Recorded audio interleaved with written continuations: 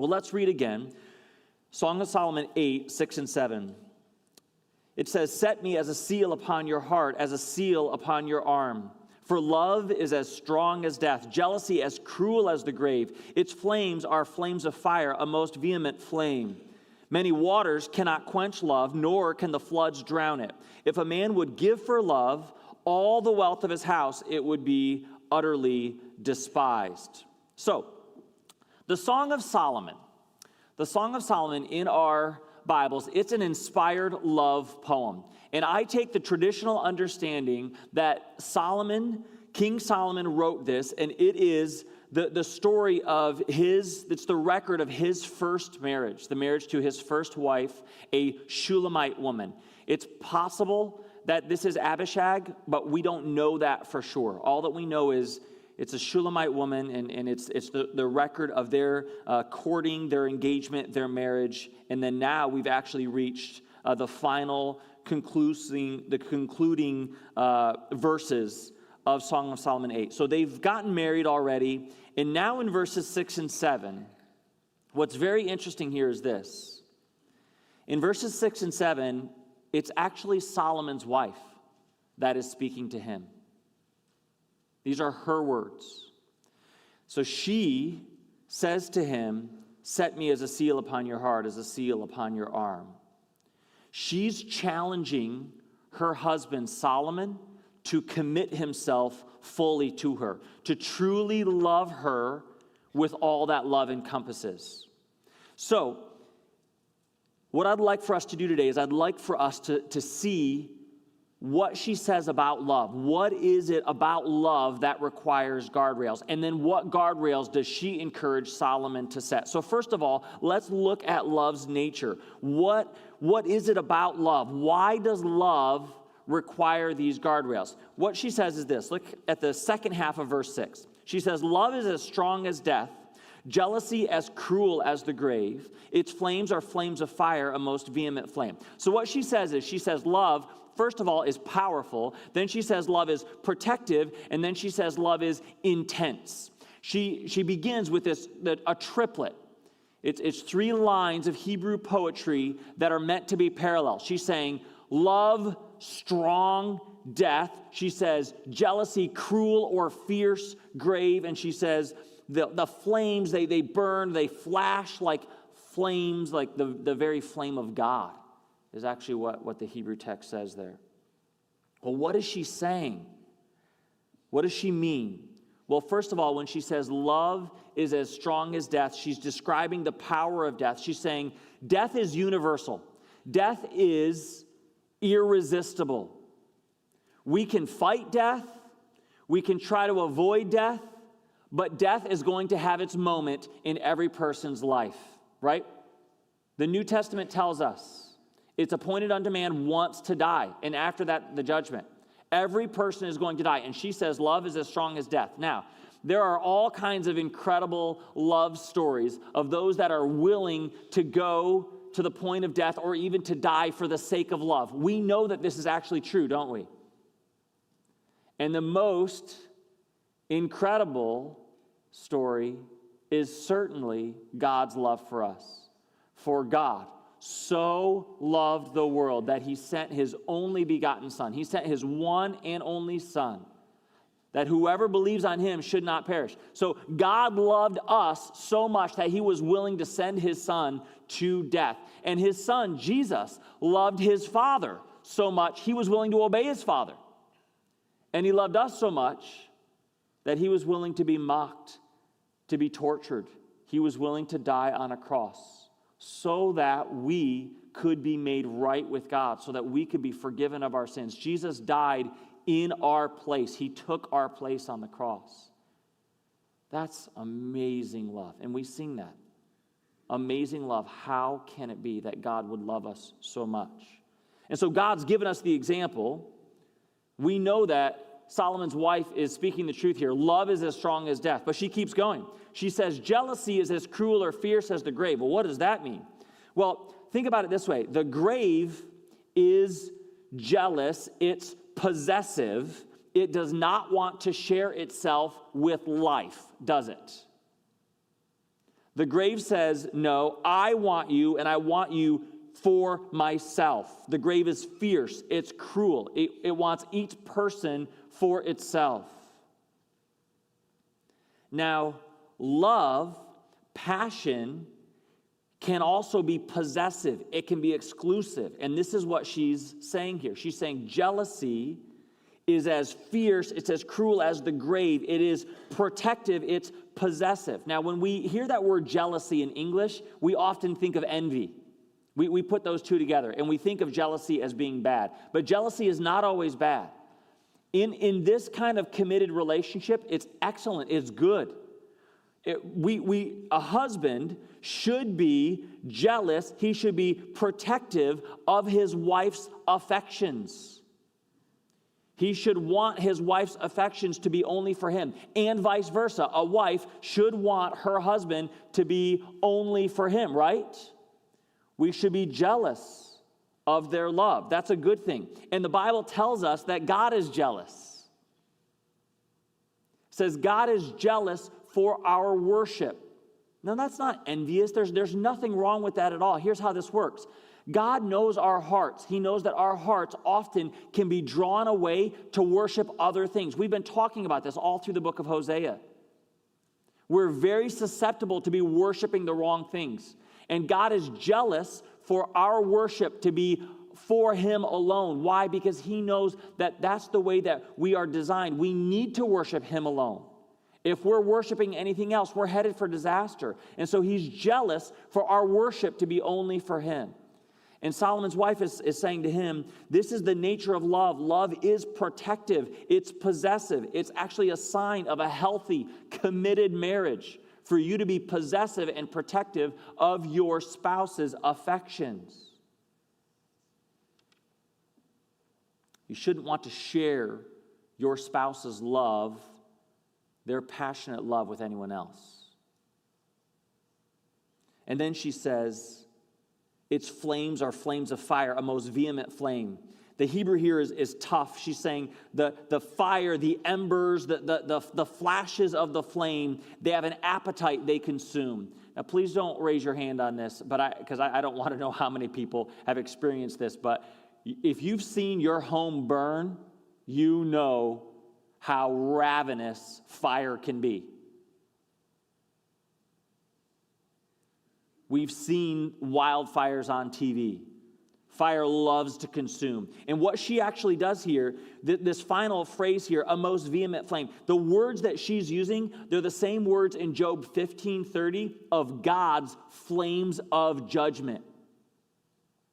She's describing God's passion of, no, that's not okay. I'm going to bring my flames of judgment. And so she's describing an intensity. And we can visualize, we know that intensity of fire. It's going to consume anything in its path. And so as she describes love, think about this. She's saying it's powerful. People are willing to die for love. It's protective. It's possessive. It's jealous. It's intense like a flame. And so that's why it needs guardrails. But she keeps going. In verse 7, she says, many waters cannot quench love, nor can the floods drown it. Now, I hope no one in here that has possibly experienced a house fire has also experienced a flood. But it's possible. We know that flood waters destroy. We've seen it. We've seen it as a church. One of the areas of the world that we support in Niger, we've seen several floods come through and just destroy. We've seen the pictures. We've sent teams there to try to help fix stuff after those floodwaters go through. It's incredible, the power of water. Here in Florida, we see it in hurricanes, don't we? We know the power that can be in water and in wind. And that's what she's doing here. She's saying natural forces, the most powerful natural forces that you can imagine, love is stronger. And if you're a couple that has been through a house fire, or if you're a couple that has been through a flood, you know, I hope you know that that's true. Just because your house gets destroyed in a fire or in a flood, that doesn't mean your marriage is destroyed, right? Love is stronger than that. Love is unquenchable. Love is stronger than forces of nature. She's saying, listen, this matters.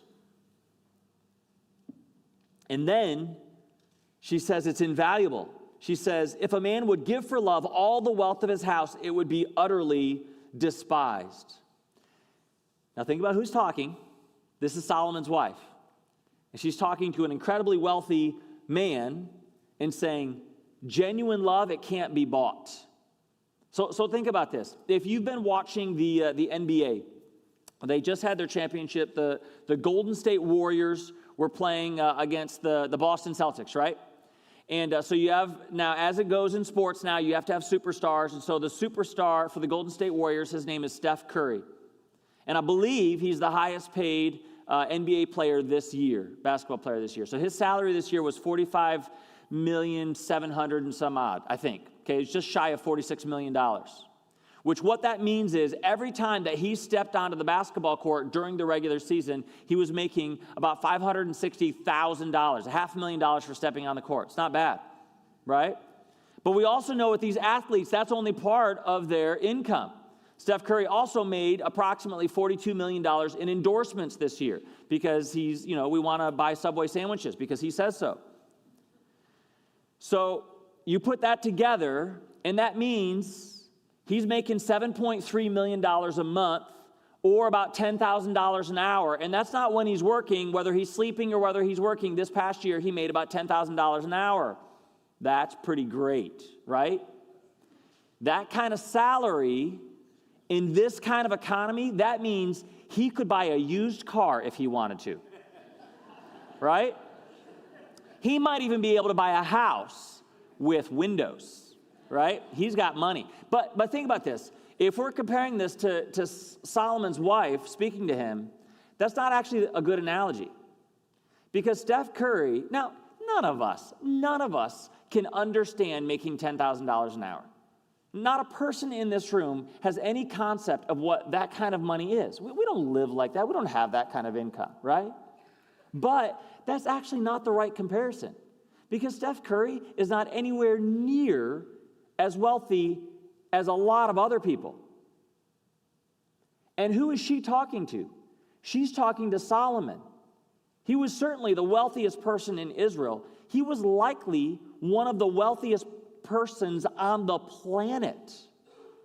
Other kings would come to Israel just to see the wealth that he had accumulated, right? So we're not talking about Steph Curry. Now we're talking Bill Gates, we're talking Jeff Bezos, we're talking Elon Musk now, right? And if you start looking at those kinds of numbers, a few days ago, Jeff Bezos was worth $171 billion. Elon Musk was worth $219 billion. Now, don't look it up right now because it's probably more. It's probably changed in the past few days. But at $219 billion, if Elon Musk decided that he had too much money and he wanted to try to spend it all in a year, that would mean he's needing to spend $600 million every day. It would mean he needed to spend $25 million an hour. And I know some of you are going, oh, let me try. I got 10 things I would start right now. Here's the point that I'm making, and I hope this is crystal clear. She's saying to an Elon Musk of our day, she's saying, doesn't matter how much money you have, you can't buy love. And we all know it's true. Elon Musk can't buy love, and neither can any of us. Doesn't matter how much money you have. She says, all the wealth of his house. You can't buy love. Love is invaluable. It's priceless. And so can we see the nature of love? It's powerful. It's protective. It's intense. It's unquenchable. There's no force of nature that can overwhelm. It endures. Any force of nature and any human force, any human wealth can't buy love. And so that's the nature of love. She's telling him, because of the nature of love, you need to guard it. And she's saying to him, she's asking her husband, I want you to fully commit yourself emotionally, mentally, and physically. I want you to commit yourself to me. So how does she actually say it? We'll look at the beginning of verse 6. She says to him, love's nature, it requires guardrails. She says, set the seal. She describes the guardrails as seals, and she begins by saying, set me as a seal upon your heart. Well, what is a seal? A seal, what she meant was, in that day and age, it was where a ring, a signet ring or a cylinder, it would be pressed into wax to show ownership. Now, we know this. I've used this illustration. It's common in the Old Testament. This concept, even in the New Testament, of a seal. We just talked about it, that the Holy Spirit is the seal guaranteeing our salvation, our inheritance in heaven. But look at what she does. She says, set me as a seal on your heart. She's saying, I want to be the imprint on your heart. So for us, a seal would be, if I write a letter out, I sign it at the bottom saying, it's from Pastor Dave or it's from Dad. Right? I'm saying, this is my letter. It's from me to you. And she's saying, I want to be the imprint on your heart. I want to own your heart. I want to be the authority on your heart. She's saying, I want to be the one that influences your heart. What does that mean? Well, the heart is the center of emotions. It's the center of feelings in Hebrew poetry. And it's invisible, it's inside, but it's absolutely crucial. She's saying, I want to be the primary influence over your feelings, over your emotions. And I believe this is absolutely right for her to ask for this commitment. Husbands, God is your first love and priority. But in human relationships, your emotions, your feelings need to be for your wife. And it's Father's Day, but I can tell you this, dads, and if you want to love your kids, the best way to love your kids is to first of all love God. You love him first, and then you obey how he tells you to love your wife. If you love God first, and then you love your wife the way that God says to love her sacrificially, if you are loving your wife correctly, then you will be able to love your kids. You love God first, and then love your wife. Your emotions, your feelings, your heart need to be for her first. So what does this look like? How do we apply this? How do we actually set the seal on our heart? Now, when I was assigned to study an Old Testament poetry passage my final semester of Bible college. And I knew I was in a class, I think there was 15 or 16 different guys in this class, and I knew that a couple of them were going to go to Proverbs, and I knew probably the rest of them were going to go to Psalms. So I decided, I'm going to be different. I'm going to study Song of Solomon. Just to, let's do it different here. And in that study, I'm reading, saying, okay, what do you have for me, God? I found verses 6 and 7. God led me to verses 6 and 7. Now, I wasn't married at the time, but I was engaged. And I started looking at this, and I started seeing the significance of what she's saying to him, and I started understanding. God showed me the power of love and the necessity of commitments around that love. And so I asked myself, as that engaged college student, what does this mean? What should I do to try to protect this love that I'm walking into? And so here's what I decided to do. I decided that once a month, I was going to reflect on my wife. And once a month, I was going to make a journal entry to try to shape my heart, to keep my heart and my mind tender and committed to her. So here's what this looks like. I decided that at the beginning of each month, the first of each month, I would make 4 little entries and as a table. I would, first of all, I would list 3 things that I saw as Anora's strength, that the gifts that God had given to Anora. And I would write that out, either a word or a little phrase. And then I would write 3 ways that I had seen Anora grow in the past month. Ways that I was seeing her grow spiritually, as I was seeing her, God maturing her. And then I would write down 3 relationship strengths. 3 things that I saw in our relationship that I was thankful for, and then 3 ways that I had seen our relationship grow in the past month. Now, this is really important, guys. This is not 3 ways that I hope Anora would grow, or 3 ways that I want our relationship to grow. I wanted to make sure nothing in this was any kind of a to-do list for her or for our relationship. The whole point of this was to help my heart be thankful and to be drawn to be more and more tender towards my fiance and eventually my wife, to shape my heart. It was interesting. I did this for a number of years. And then for whatever reason, as time went along, I drifted away from it and I stopped doing it. And about 8 or 9 years ago, God in his love and his compassion, he drew me back to this passage again. He said, Dave, you said you were going to do those seals. You said you were going to commit to your wife, and you've walked away from it. So somewhere along 8, 9 years ago, I went back to this again, and I pulled that back out. And I'm inviting you all to hold me accountable for this. The last 8, 9 years, I've been able to do it every single month. I switched it from paper to digital, and I use OneNote now, and every month in OneNote, I'd add it, and it just keeps getting longer and longer. You can ask me at the beginning of any month, Pastor Dave, have you set your heart seals this month? Because I want to keep doing this. This helps draw me back to my wife. It helps me see how God is working in her and how God is working in our relationship. And it helps keep my heart tender and committed to her. Well, how else can you apply this?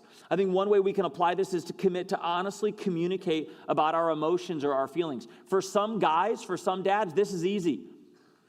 Your emotions and your feelings, they flow. And you do this already. But other guys in this room, you may be more like me, and this is something that you need to work on. That you need to be more tender with your wife and tell her how you're feeling. And maybe some of those conversations that you need to have with her are about your morality, about your fidelity, your faithfulness, your purity towards her. You may need to have those conversations, and you may need to make a commitment that you're going to have those once a month or once a week. I don't know. What is another way that we can commit our hearts, that we can set the seals on our hearts? You could commit to praying for faithfulness. You could commit to praying for purity in your passion towards your spouse. Now, for you, that may be a daily thing. It may be that some of you need to commit to praying 3 times a day. Some of you may need to commit to praying every hour. It's okay. Set an alarm on your watch. Every hour, I'm going to pray. I don't know where you're at. But if God's prompting you right now, you need to set the seal on your heart. Well, she keeps going. She says, set me as a seal upon your heart. And then she says, as a seal upon your arm. Well, what does that mean? Well, the heart is, in Hebrew poetry, the heart is the center of the emotions. It's the center of the feelings. But the arm, that's the outward action. That's the center of strength. So you have the inward, the invisible, and now we have the outward, the visible, the behavior. And she's saying, I, as your wife, I want to influence your emotions. I want your feelings to be for me, but I also want your behavior. I want you to demonstrate that you love me. I want you to show me. Don't just tell me that you love me. Act like it. Is it right for a wife to ask this? Yes, it absolutely is. Because husbands, dads, you made that commitment.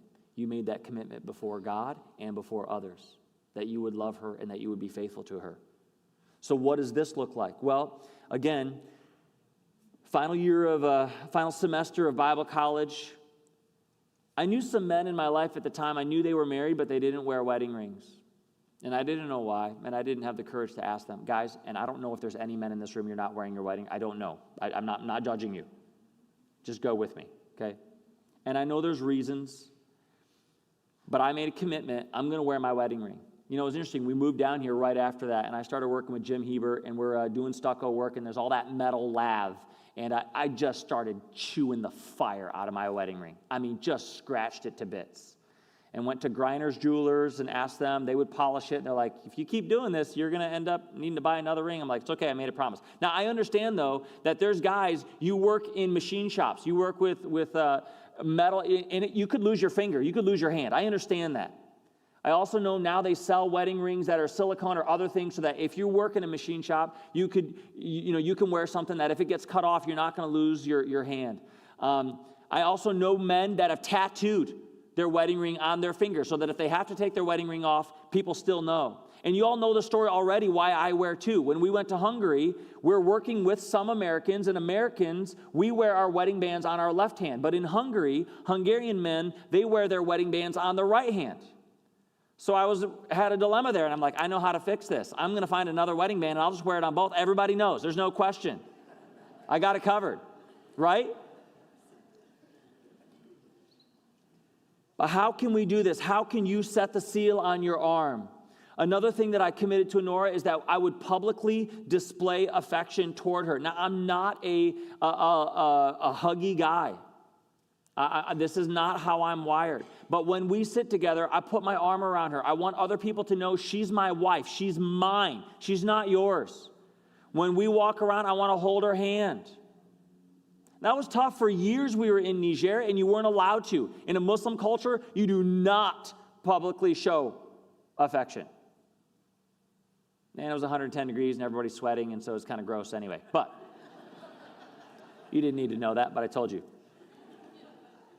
But it's not just physical. And then we can do that, right? We can physically show, she's mine. I'm going to sit closer to her than anybody else. And if you sit close to her, I'm going to push you.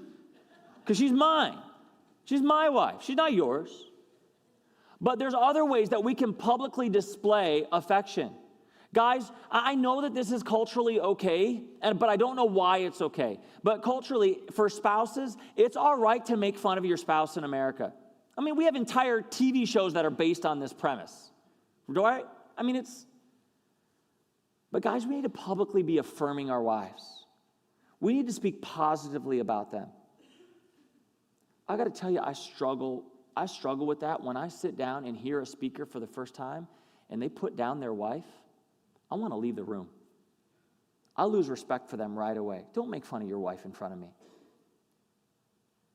So please don't do that. If you're my friend here, don't do that. Don't make fun of your wife. Don't put her down. You need to speak honorably about her when she's around and when she's not around. And wives, it's the same thing. Don't put down your husband. Publicly demonstrate affection for her in the way that you act and in the way that you talk. Here's a way that kids, that you may be able to show this as well. But all of us can apply this. One of the thoughts that I had was, we can commit to demonstrating love to that person in a special positive action. And what I want to challenge you to think about is this. Consider if we're talking about kids here, think about what is it, how do your parents, how does that mom or dad that you are thinking about, how do they receive love? Now, you probably like to give love in a certain way, but how do they like to receive love? Do they like to get a gift? Does their face light up when you bring them a flower or when you draw them a picture? Or do they really appreciate love when you serve them, when you clean up something and they don't even ask? Or do they feel most loved when you just sit next to them on the couch and you put your head on their shoulder and you just spend time with them? When you tell them about your day and they don't even have to ask, but they want quality time. I think one way that we can demonstrate love, that we can set the seal on our arm, is by a special positive action. I can encourage you to consider committing to doing that once a week for that person that you had in mind at the beginning of the sermon. So what have we said? We've said that love's nature, it requires guardrails. Can you see it? Love is so precious. It is somehow so strong and so fragile. Its nature, it requires guardrails. But let's go back to who is saying this. Solomon's wife. And when I was studying this in Bible college and realizing the significance of these words and what she was asking of Solomon, I shared it with Honora. I was like, look at this. And she made a comment to me. And I don't remember the exact words, but it was something along the lines of this. She said, I really hope that she died before she found out what Solomon was like. Think about it. Who is it that's writing this to Solomon? It's his first wife. What happened? From what we can tell in Scripture, this woman, inspired by God, says these words to her husband. The very first person that hears these, the first person that considers this, he takes this call to commitment, and he turned around and he married 699 other women and brought in 300 concubines. The devastation, I can't imagine her heart. I can't imagine what happened to her. I don't know. We don't know. And here's the point that I'm making. The wisest man around, the wealthiest guy around, the most powerful guy around, the guy that had it made. He had all the resources at his disposal. His wife came to him and said, set the seals. He heard that and walked away and completely dishonored her.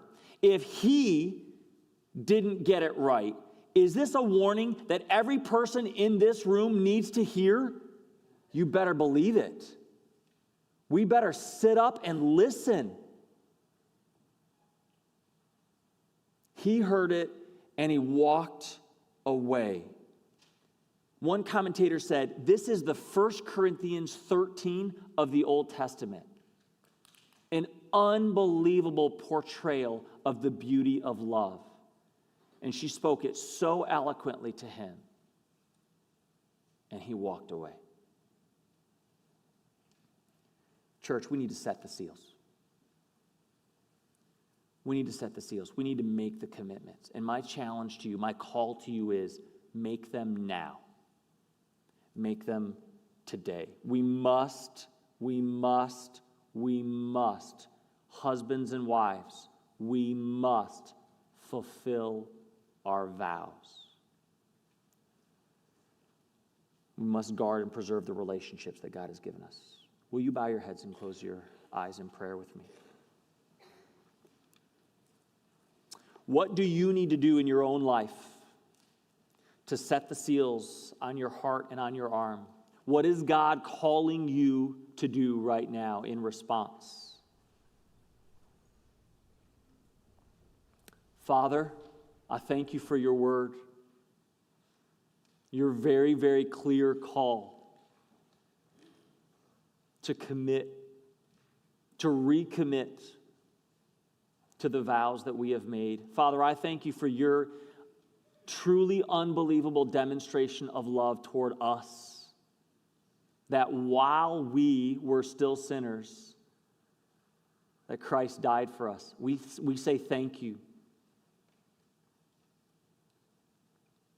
So, Father, will you please convict us now where we may have been drifting or where we are drifting? Will you convict us of that breach of faithfulness?